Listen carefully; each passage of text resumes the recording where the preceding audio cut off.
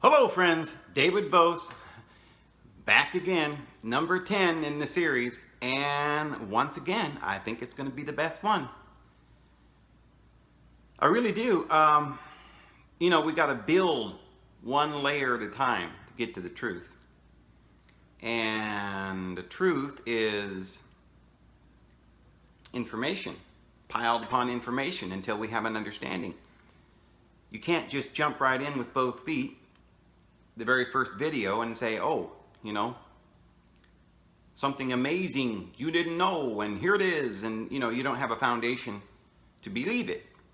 You don't have any evidence. So, and of course we've, all the way through these series of videos, we've made some pretty interesting claims, and I think we've given sufficient background for those claims. Today I want to talk about NIBIRU. The Sumerian tablets mention a place called NIBIRU.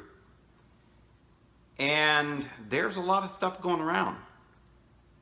Zecharia Sitchin started a big controversy on this. And there are those who say that he didn't translate some of his writings correctly. I think that's true. I don't think he did translate it completely right.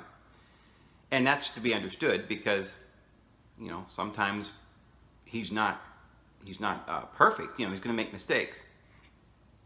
And because he was one of the first ones that really came out with this publicly and everybody started getting into it, But I am thankful for him that he got this out there, made it popular.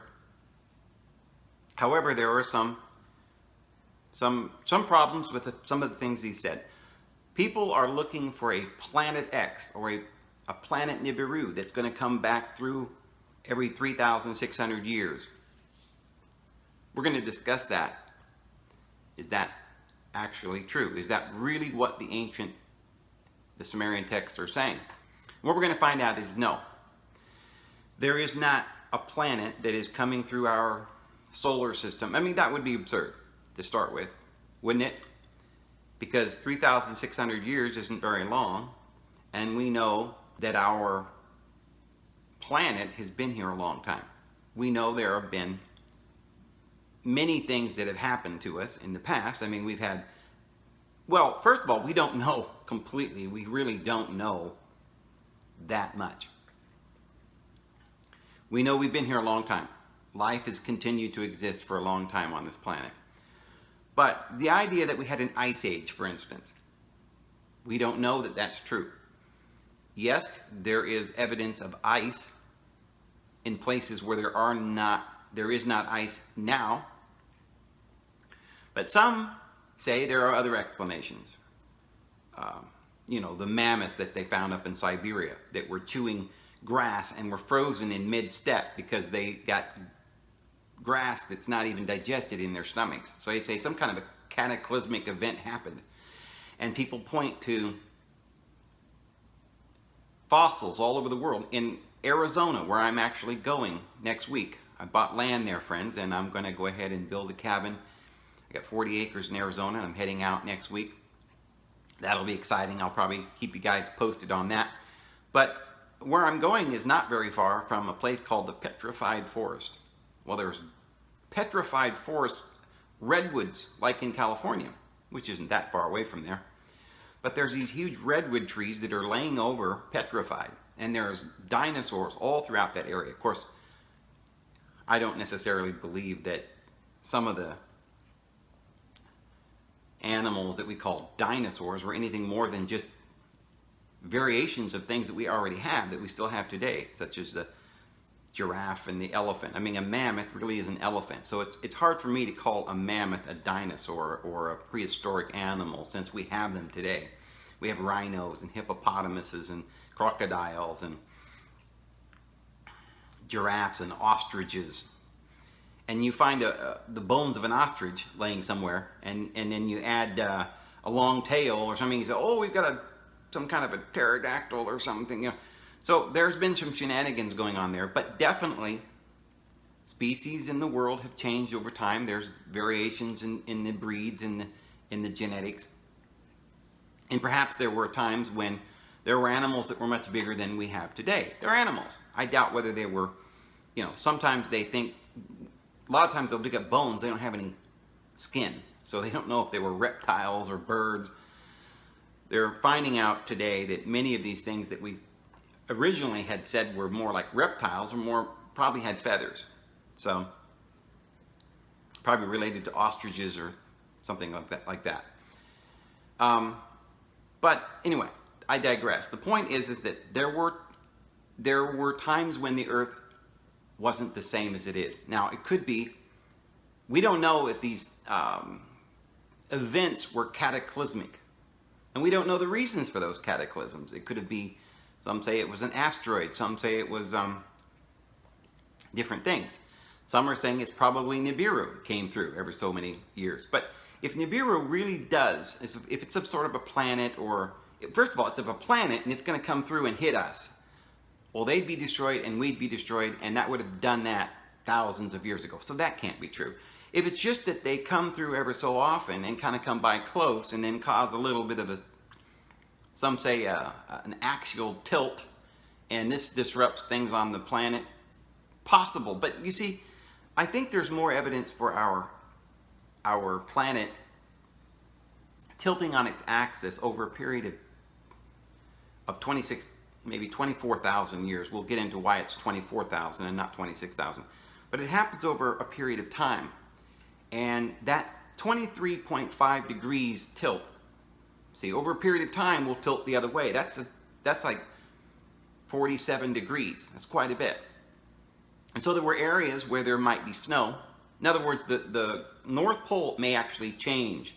And so if it were to be 47 degrees off from where it is now, then the South Pole might not even have snow, okay, some parts of the year. So that is a possible explanation. The fact that there are fossils, and it appears that there might have been ocean where Nevada is now, in other parts of the world. I mean, when I used to live in Idaho, in southern Idaho, we used to go out up in the mountains, like 7,000 to 8,000 feet, and there's seashells all over the ground. It definitely used to be underwater there. Most of Nevada used to be underwater. Some say it was just a big lake at one time. Well, we know that our continents have shifted. We don't know the reasons, but if you look at all of the continents, you can put them all together and it can form one piece. But what's interesting is that you can put them together on the other side too. So instead of the continents being in one place and then sort of breaking up and floating around the other side of the planet, it seems more likely that these continents were all together at one time, and that somehow the Earth is expanded.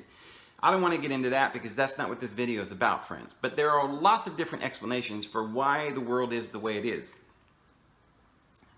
They used to say that the Grand Canyon was caused by glaciers. Okay, I don't believe that at all.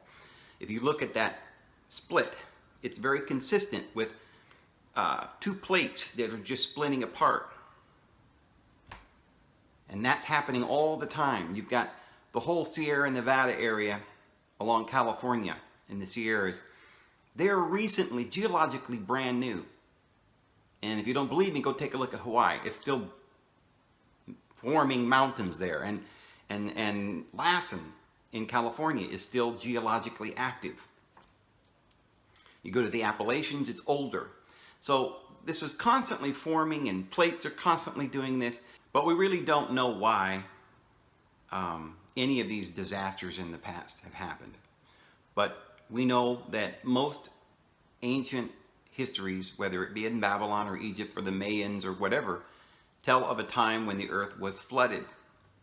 There are flood stories all over the world in just about every history that we find. So there isn't any way to take these kinds of things and say, all right, this is proof for this or the other thing. So what we know is that the earth has gone through many cycles. We've been here for thousands and thousands of years. But in this video, we're going to cover a few points that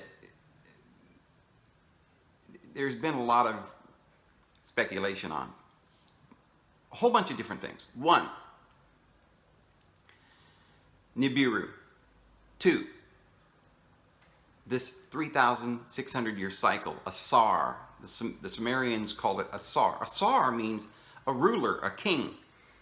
This is why you have a Nebuchadnezzar, Belteshazzar. This is why you have the Caesars. This is why you have the Tsars of Russia.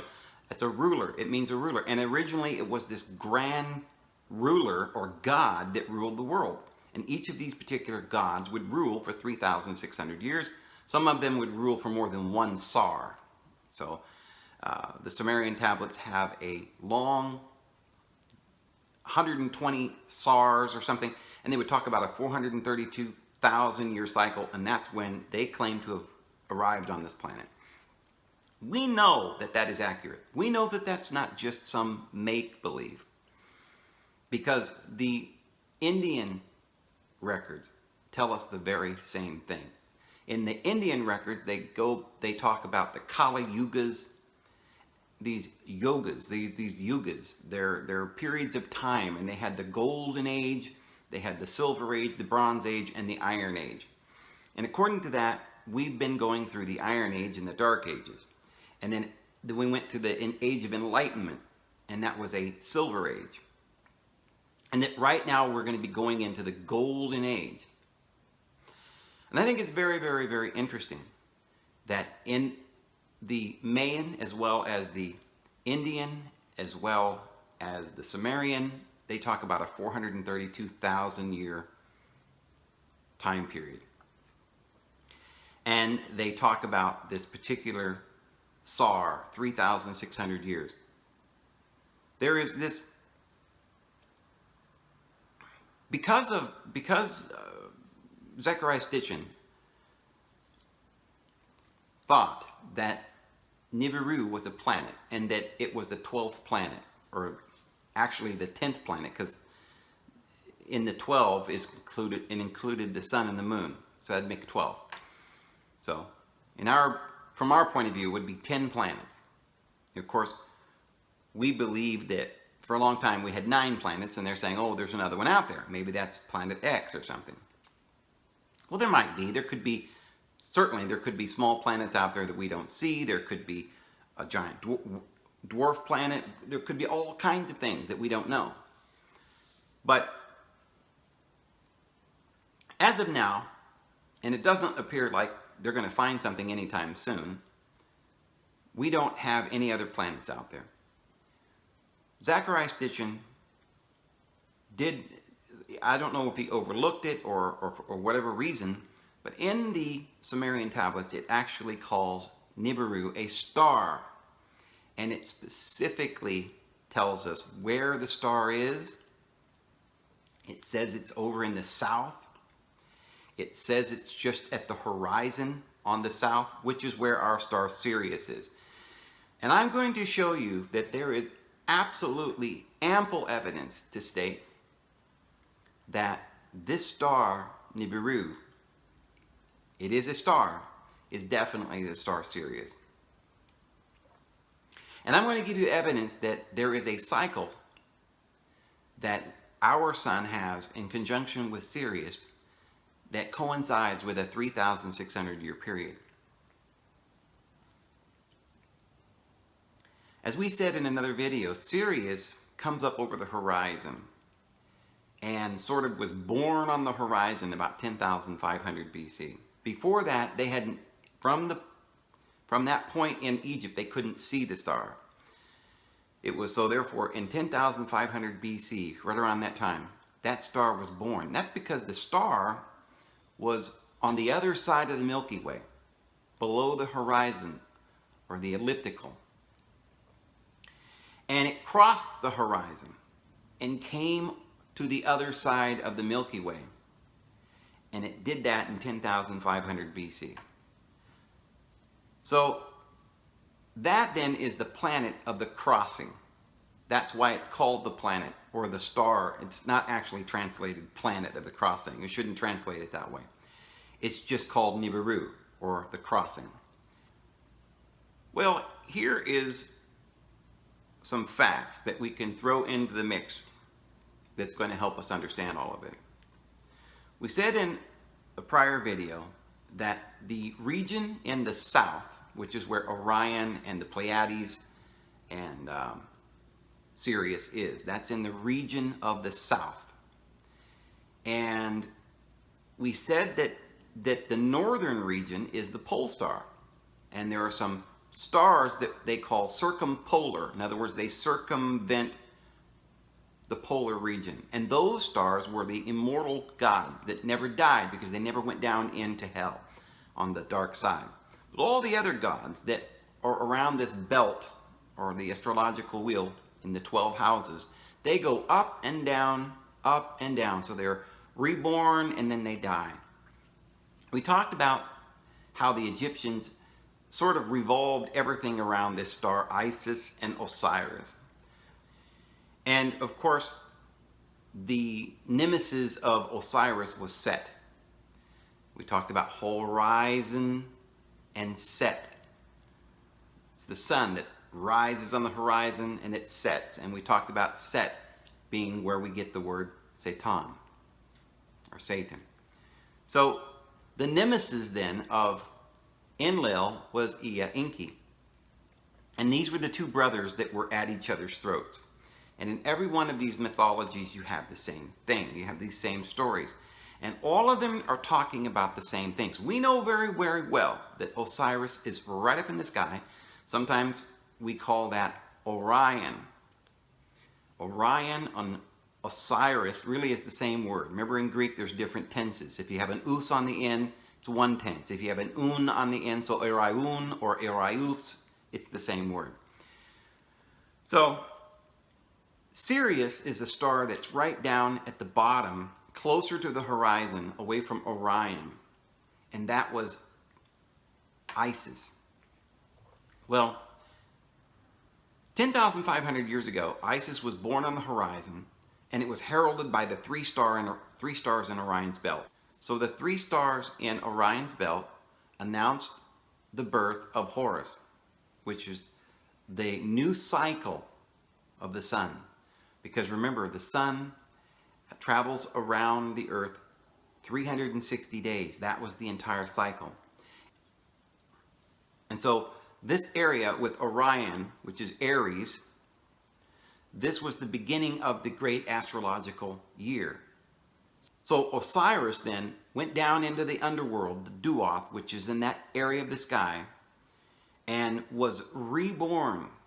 And this is all of the mythology you see in Egypt with the obelisk, which is a phallus, and the benben, which is the woman's vagina, which is Isis. And it's why we have the National Washington Monument there and the obelisk on the Capitol building. And when the sun comes down and shines on that, and it gets right in line with that benben or that dome on the Capitol, it represents a particular time in the year of the birth of Horus. And so this was something that they looked forward to every year, because when the star Sirius, which is the dog star, when it was seen in the sky, the very first moment that they could see it, it started the dog days, or the 40 days of the floods of Egypt, and the Nile River would rise and it would swell up and give birth to Horus, or the summer. And you also have Samson in the story in the Bible, who was fighting the Philistines.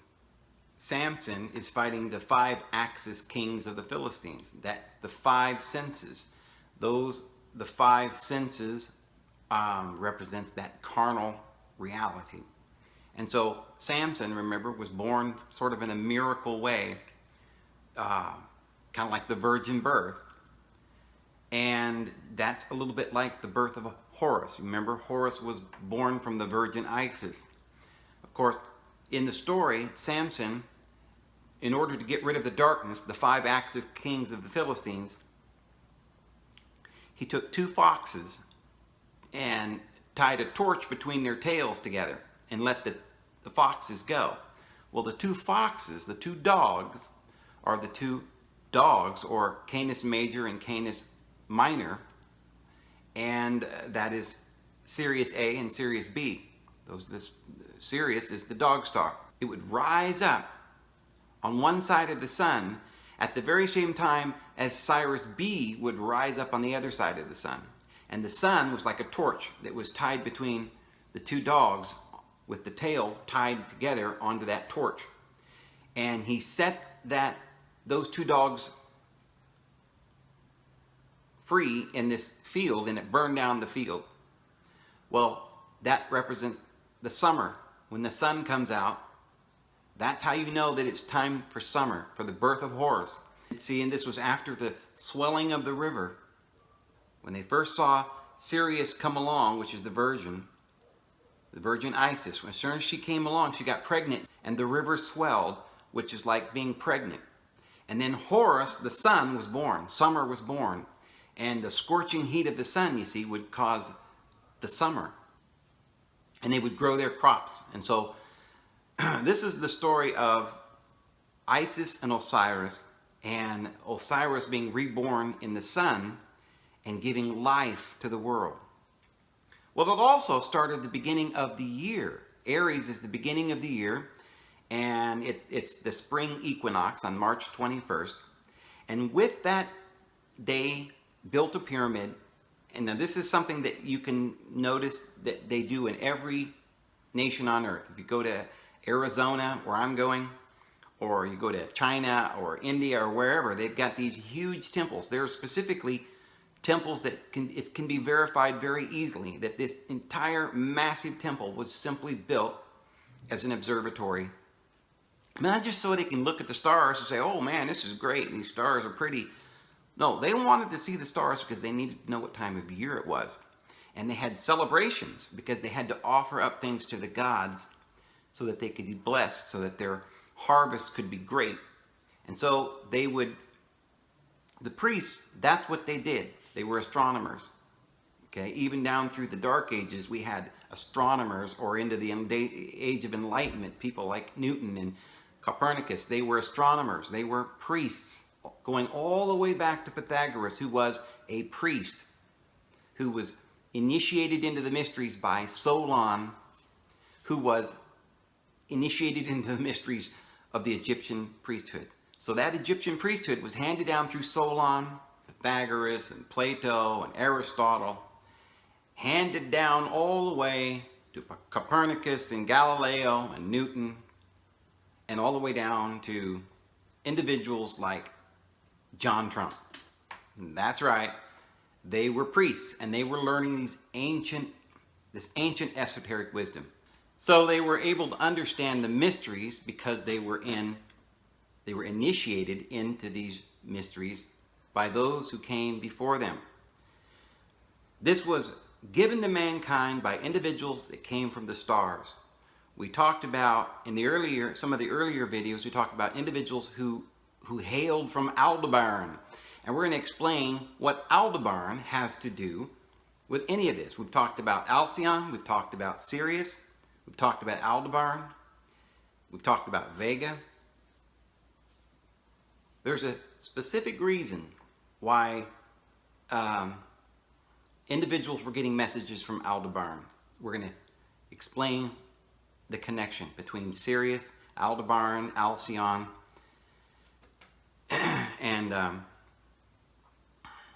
and different stars, and how that works. Because there is a real plan here. There's a real reason for all of these things going on in Egypt. There's a reason for the scripture about Samson. Samson represents Horus, being born of the Virgin, conquering the carnal nature, coming up out of the resurrection. Remember, we said that Samson was a Nazarite priest. He was not one of the priests that worshiped at Jerusalem. And you can verify that in your scriptures. But there was a place where Deborah was, where Gideon was, where Samson and Samuel was. And they were Nazarite priests. They were not at Jerusalem. This came down to this particular temple we call Bethel, which is Beth is the house, El of God, the Father, not Jehovah. but the house of El. And this is where Elijah lived, 2 miles from there, in a city called Nob. He specifically did not live in Jerusalem. He was not a Levitical priest, but he was a priest. He spoke to God. That's what a priest is. They speak to God. They divine information. And he started the school of the prophets. And so, in all of the nations, every one of these mythologies and histories and stories talking about the same thing, and they have stars that are representing the story in the sky. So these stories are the exact same whether they're in Samaria or Egypt or India or Mayan temples or whatever, because they're the same stories. You hear people saying, well, how did these nations, thousands of miles apart, even thousands of years apart, how did they all know these stories? Well, because they had this priesthood that taught them this wisdom from the stars. And that's why all of their temples were represented by these same shapes. You know, the temple at Jerusalem had courtyards, and inside was the most holy. And it had representations of the stars. That's what the cherubim is. It's a representation of the astrology. And Job chapter 9 talks about the Ash constellation, the Kima constellation, and the Kessel constellation. It says it's the interior rooms of the south, because that's talking about the Pleiades and Orion. Orion is in the south, and we talked about that great big nebula and that fire, that flame nebula in the center. And that's exactly where one of those shafts from the pyramid points to. Another place is Sirius. So the Egyptians then believed that there were individuals who originally came from the stars, and that Sirius was this star that had so much importance to them that they basically worshipped Osiris and Isis and this son Horus, and it had to do with life-giving principles. But it was even deeper than that, friends, because you see, we have different times of calculations that we use. We have a clock which has 12 hours. We have a calendar with 12 months, but there was a larger calendar, and this was the astrological ages. There were 12 houses in the astrological year, and it goes back 24,000 years. And as we said, these 12 houses revolve around God and his throne. And that throne was in the north. Pretty for situation, the city of the grand king, according to the book of Psalms. In the north, at the ends of the earth. This is the North Star, Polaris. Today, our North Star is Polaris. At one time, it was a star called Cephus. And that was a star that was the father of all of the gods. And everything revolved around Cephus, the father in the north, the city of the grand king. All the stars revolve around that. That's in the north. So that's the direction that we're trying to get to. Because the esoteric wisdom, there in the priesthood of Egypt and there in Samaria, talks about how we go through this cycle of rebirth. And when we die, we go to the land called the Duat, or in the Old Testament, it's called Sheol. You can find, we talked about how that is talked about in Job chapter 9 and chapter 38, the regions of Sheol. And it says that is Orion, the Pleiades. That is the region of Sheol. That is the place where we came from. And that is the place that we go when we die. So individuals who are prophets and so forth sometimes get messages from individuals that were on a higher plane, because the Pleiades is a place where it's pure spirit. It's where we began. And when we die, we go back to that place. But then we continue to come into the world and go around the zodiac into each of the houses until this entire process brings us to the place in the north where we become one of the immortals in that area of the circumpolar stars.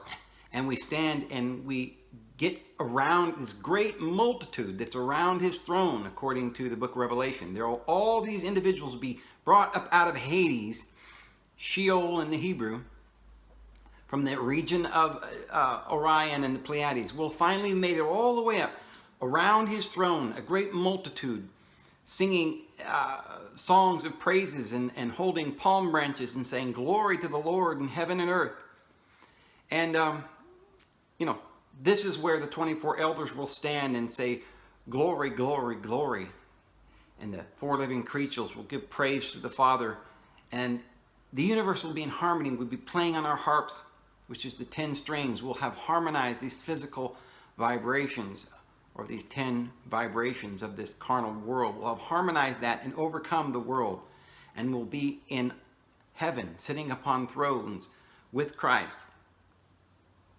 Because it was that same Christ that went through all of this with us. Because Jesus said he was once with the Father, and that he also came from the Father and was going to return to the Father. And what is it that he ascended, but also that he descended into the lower regions of the earth, and he preached unto the spirits in prison.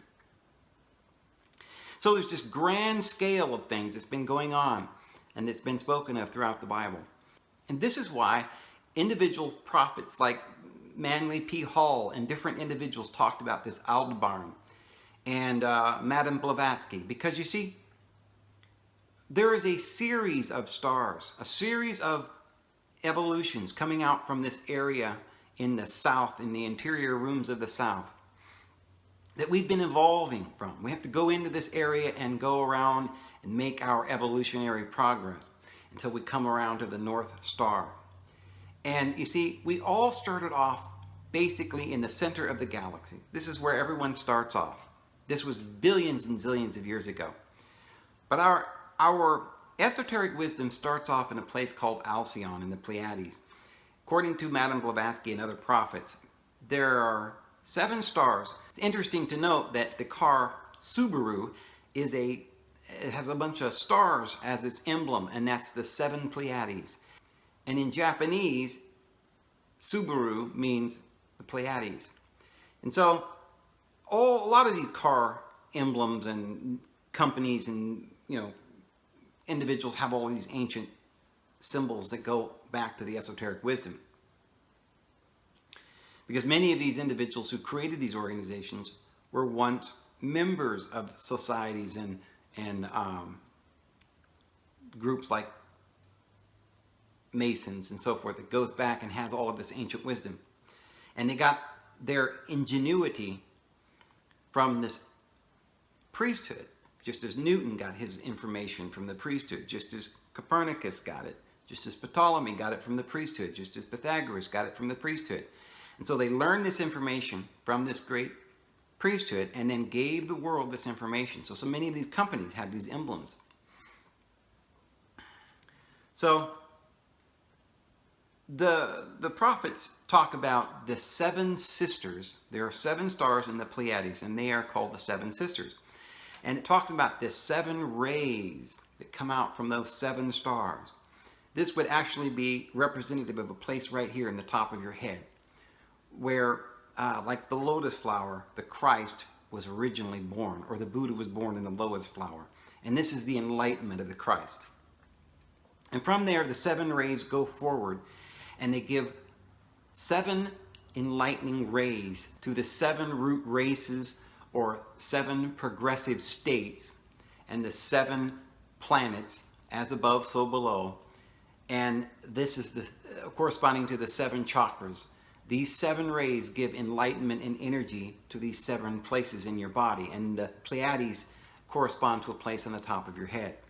And so as you go out from the Alcyon star there in the Pleiades, you come to a place called Aldebaran, which is there at the place where the eye would be in Taurus. And as it comes out towards that area, it comes down to Orion and then all the way to Sirius. And so here on Earth, all of the energies that we're receiving in our chakras are corresponding energy places that correspond with these 7 rays coming out from originally there in the Alcyon star of the Pleiades. And so to get communication from Aldebaran, you're actually getting communication from those individuals that are way in our past, deep into our beginnings of our evolution. And so the individuals that would be speaking from that particular place, Aldebarn, would be giving us certain information and enlightenment coming from an inner spiritual place within ourselves. Because you see, as above, so below, the whole galaxy is a macrocosm of this microcosm here in our bodies. And so that is the connection of Alcyon and Aldebaran, Sirius.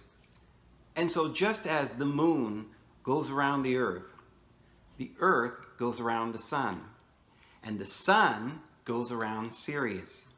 Sirius goes around Aldebaran. And Aldebaran goes around the Pleiades, or specifically the star Alcyon in the Pleiades. And that goes around the center of the galactic father, who is in the center of our galaxy. And so you have a very complete system that is made up of certain times. Our Earth goes around the sun in 360 days. This is a 360-degree circle, and this is where we've developed our science and mathematics from this particular system. And beyond that is another 3,600-year cycle, which is the time it takes for the sun to go all the way around Sirius. Now,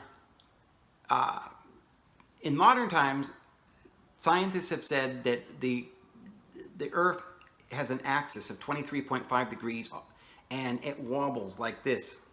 Well, that would make for a very unstable Earth. It doesn't actually wobble.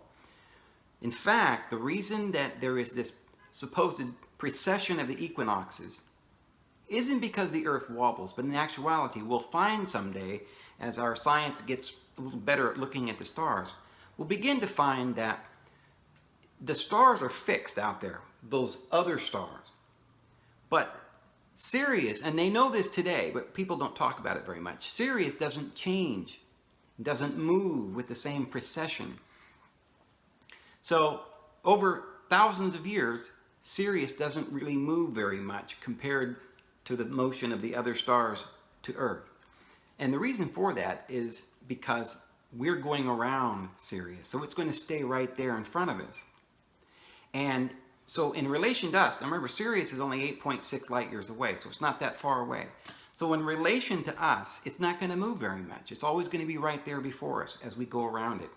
But we're going around Sirius in a period of 3,600 years.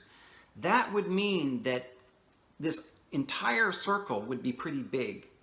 And it's that circle that makes it appear that the stars in the background are moving or shifting a little bit. That's the precession of the equinox. Not because we're wobbling, but because we're going around Sirius, and it takes 3,600 years for us to do that.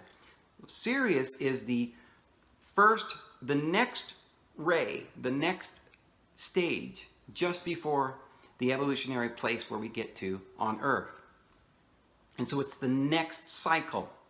360 and then 3,600. And this keeps on going until we get to an area of 24,000 years. And it goes beyond that as well. But we know that before BC, Babylonians, Syrians, Egyptians, all of these ancient individuals said that Sirius was a red star. They all said it was a red star. In fact, this continued all the way till about 150 AD, when Ptolemy said that the star was a bright red star. We know that everything that Ptolemy had said has been accurate.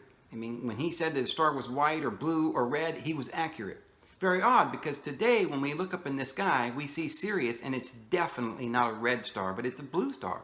Well, what does that mean? You see, this is the blue shift, red shift phenomenon.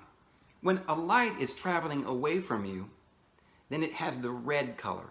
When it's coming towards you, it's going to have a blue color. Scientists know this today. They use this in order to tell which direction a galaxy is going from us, whether it's moving out away from us in a red shift or whether it's coming towards us in a blue shift. They know this. They use it all the time. But for some reason, they're very silent on the reason why Sirius is now turned blue. The last time we had anyone look at it and tell us what color it was right around 150. Now remember, if it's got a cycle of 3,600 years, then a half cycle would be 1,800 years. Well, if you go back from now, 1,800 years, that's just about the time that we got, that's just about the time that it probably started its curve and started coming around and coming back towards the solar system.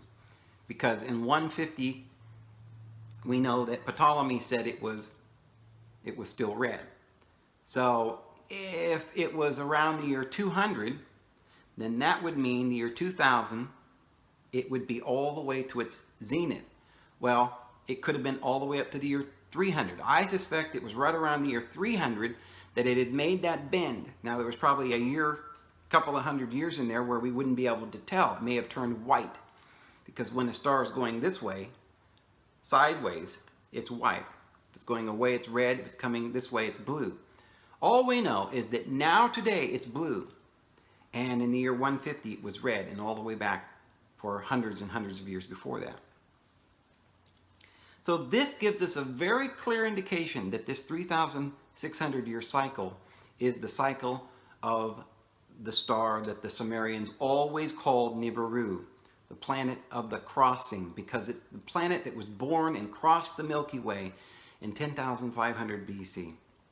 And there are lots of different places in the Sumerian tablets that we can use to understand that this star NIBIRU was Sirius. And of course, the individuals who came from Sirius are the Anunnaki. The individuals, you see, most recently, now thousands and thousands and hundreds of thousands of years before that, back in a different cycle, hundreds of thousands of years ago, we're from the stars, friends. We came from ALDEBARAN. And before that, we all came from the Pleiades. And many of these different stars have a lot to do with our history. So this is very interesting, friends. It is very interesting. And the pieces are all starting to fit together. So you see, this then is what Madame Blavatsky was talking about.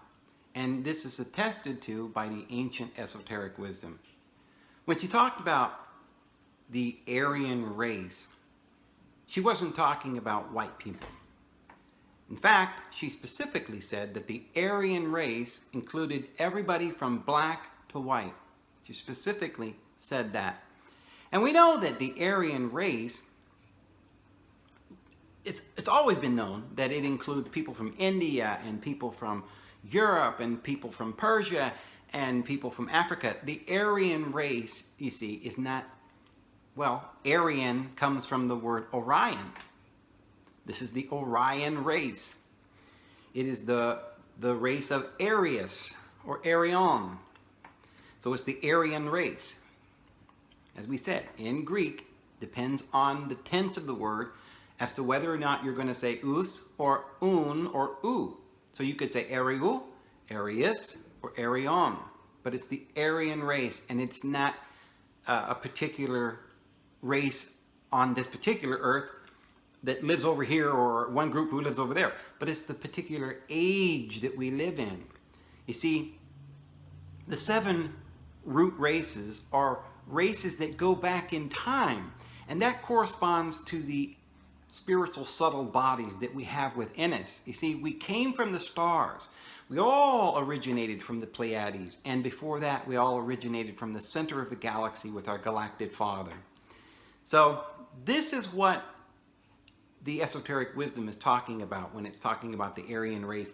And that was perverted, terribly perverted by the German government and the Thule Society. And they started reading Blavatsky's books because she had truth, because they knew what she was writing down was correct. And they were trying to dig into this. And they went to get these messages from their prophets that would train these children little girls. They would take them to this little place and separate them from the regular people in Germany and teach them to be able to get impressions and truths, because they wanted this information. And they were able to divine great information about building ships and starships and free energy and how motors worked. And this is how Tesla got his information. This is how all of the ancient great ones got their information. What the evil individuals that was in charge there, the Jesuit priesthood there that was in charge of Germany, what they did with that information, their wickedness and their twisting of it, was their own doing. And so this then is really a beautiful thing when you think about it and how it all ties in.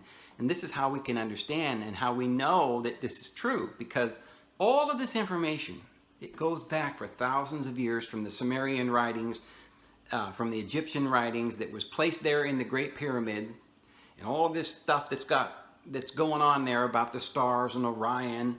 We can go into our Bible and read there in Job chapter 9, where it talks about Orion and the Pleiades, and how it talks about the interior rooms of the south and the kingdom of our Father in heaven that dwells in the north. And we put this together with the ancient esoteric wisdom and the modern prophets today, and we can come to an understanding of what's really going on. So this great cycle of 360 degrees, you see, it goes all the way back to the most ancient place that we used to originally dwell upon. So this ancient 360 degree calendar, now it begins to really make sense. This is why it is sacred geometry. This is why it is a sacred calendar. And this is why it is a sacred truth. And we as human beings need to prayerfully understand and search this information so that we can become enlightened and know that we're coming to the end of this age and the coming of the awakening of that inner Christ, that inner Christ consciousness that's within us all. We're not going to be able to get there if we continue to remain in this judgmental, eye for an eye mentality that came from another age that is now due to be done away. For that age is done away, friends. And now Christ has come. He's declared the news, the good news, and all we got to do is receive it with joy, because his grace is free and for all men. So anyway, I'm going to go ahead and go, friends. I hope that helps you guys. This is David Vos. We'll see you again next time in video number 11. Have a good one.